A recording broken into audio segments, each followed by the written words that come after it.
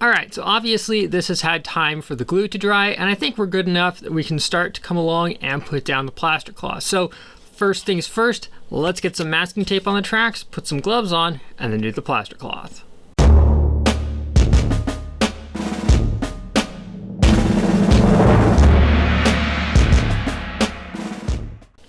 Now, for those who are wondering, the masking tape is here specifically just to protect the track from the plaster water that effectively will drip off of the plaster cloth. And I think I'm going to keep it on here as well while I'm doing the Scenic stuff, just so I don't get a bunch of junk onto the rails. Obviously, I will need to come back and kind of blend things in, but that's a little more precise than just dumping a bunch of stuff all over it. Okay, the reason why I'm wearing gloves is pretty simple. Plaster will dry your skin out, so it's not a bad idea to wear them. It can be a little bit messy as well. Also, I like cutting my plaster cloth into tinier pieces. They tend to get overlapped anyways, and it's just a lot easier to work with. So I just have a little container of water here, and I'm literally just going to dunk both sides, let the excess water drip off, and then I just like to quite literally just lay it on the surface. So I'm going to take an extra little bit of time here to line this up with the edge and get it as close as possible. Then you can kind of come along and sculpt it to fit the shape, but other than that, that's really all there is to it. So let me turn the camera down so you guys can see what happens and go from there. Oh yeah, and for those who are wondering, the technique that I'm using here is effectively the same as what I used for the sea urchin habitat project that I did over for my group project over in university. So that, in a way, is kind of me tying the two projects together.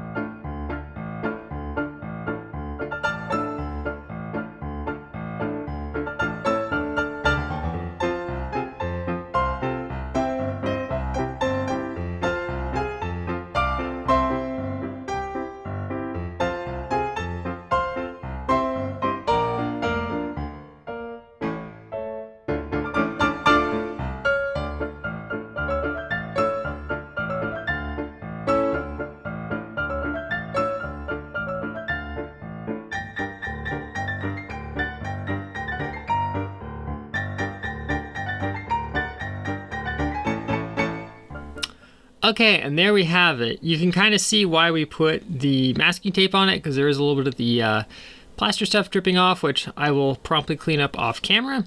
But I'm going to let this sit for about 15-20 minutes, and then we can come along while it's still damp and apply some paint and do our basic ground cover. I like to do it while the plaster is still damp. If it dries, no worries, just moisten it down with a little bit of water and then apply the paint. Otherwise, whatever you put on there, the dry plaster will just instantly soak up the liquid, which we don't really want. Okay, I've let the plaster cloth sit for a little bit. Now it's time to come along and do the scenery stuff.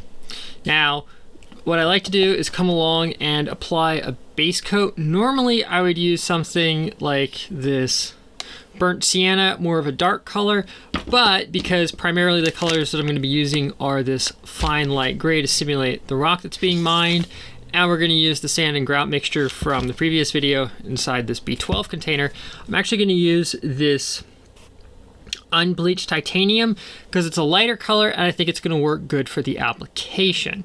So what I'm going to do is I'm just going to quite literally just slap some paint on this thing.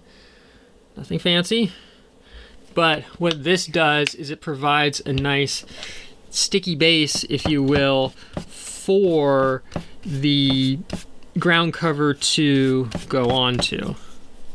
Okay, here's my little sifter thingy. Same technique as before. Just gonna kind of use this to help regulate it coming out. And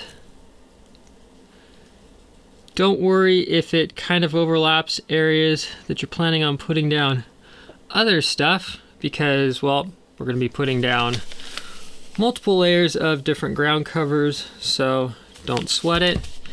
And it's not uncommon for me to come back after I get the initial layer down, get everything stuck in there, then come along and apply another layer and kind of repeat the process from there. So we're gonna get a little more where the crane's gonna go. Now, as I've said before, one of the advantages of these mini scenes is the fact that you can pick it up and position it exactly how you need it, which definitely makes hitting hard to reach areas, well, a whole lot easier. Obviously, that's not always going to be the case depending upon what your setup is. I think I'm going to call this, move very carefully, I think I'm going to call this a good starting point. So now what I'm going to do is I'm going to come along and just very, very carefully dribble on a little bit of the Scenic cement. I think I am, just to be safe, because this is somewhat delicate, I think I am just going to hit it down with just a light misting of the soapy water to help hold it in there. And you know what? Let me just hit it one more time with the sand and grout mix. For those who are wondering, yes, the table does get cleaned off between takes. Don't worry. Okay. I think that's good. Now let me very carefully try just dribbling on a really tiny amount of the Scenic cement along the top here, and what I'm doing is I'm literally just letting it soak into the surface here, so that way when you come along and apply more, capillary action will take over and it'll draw it in there. But definitely take your time. You can also spray this on here. The only reason why I don't like doing that is you then have to come along and very promptly clean up your spray gun, and I've actually had it clog up stuff in the past, so it's the only reason why I'm kind of hesitant to do it. All right, I think I'm going to leave well enough alone, and I will let this dry, and then we can come back and figure out what we're gonna do. I'm definitely gonna say trying to get the stuff to stick on this hill is definitely a little bit more tricky than I thought it was going to be, so it's not always this difficult. But hey, you know what? That's just the way it goes sometimes. So let's let this dry, and then, well, we'll come back and figure out what to do next. Okay, so here's where I'm going to call the video for now. You'll notice I've already come along and applied some of my favorite, which is the Woodland Scenics blended turf. This stuff is amazing if you just want to get some grass color onto something and really make it pop. And it totally did the part for this. Two reasons behind that are, one, time. I've got some stuff going on and time to work on this is quite limited. And two, I figured if I'm going to be taking the time to spray everything down with Scenic cement, I might as well just apply the blended turf. I've already shown in a previous video how to do it, so I figured this video series is taking longer both in terms of production time and actual video length. I've already shown how to do this. There's no point in being redundant. The goal was more to show plaster cloth being used in this. And I also figured it looks a lot better on camera to show, yeah, here's the dig area and here's the areas that have not been dug out yet. Now, a couple of things I will say in retrospect, I wish I had just used one of my little Dollar Tree spray bottles to just mist some Scenic cement onto here, strictly because when I was trying to dribble it on there, because of how steep the slopes were, I kept having runs. Now, if you're trying to go for that look, great. I was not. It was getting kind of frustrating. So I just make mention of that, you know, sometimes the reason that you said you didn't like was the right one. Go figure. The other thing I will say is I love Scenic cement, but the problem is in this application, because it is such a steep hill and because it is so low viscosity, it just flows into everything. I was having a heck of a time trying to get the fine light gray ballast on here to actually stick. So what I ended up doing out of frustration, and it worked really well, was taking about 50% Scenic cement and about 50% Elmer's white glue, shaking it up in my little squeeze bottle, and then just dribbling it onto here very thick. And then after waiting a few minutes for it to soak in there, I just gave it a really light dusting of some fresh stuff, because what can happen when you use too much white glue is it dries with the sheen. So if you just sprinkle a little bit more on top after it's had time to sit, it hides it pretty well. So that didn't exactly go according to plan, but you know what? Adaptability is the key in all of this. So when it comes to this portion, which is unscenic, I have a couple of options. If life gets critical and it becomes an urgency to get this done ahead of an event, it's very simple for me to just come along, throw down some glue, throw down some sand and grout mix, throw down a little bit of blended turf, boom, nobody's the wiser. I can come back and add some stuff later, no big deal.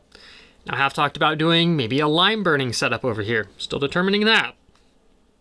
I have one of my sheds or huts or whatever the heck you want to call it. I could easily, I should say that, throw that right here. Maybe throw it on a little piece of foam so it's more elevated, so it's near track level.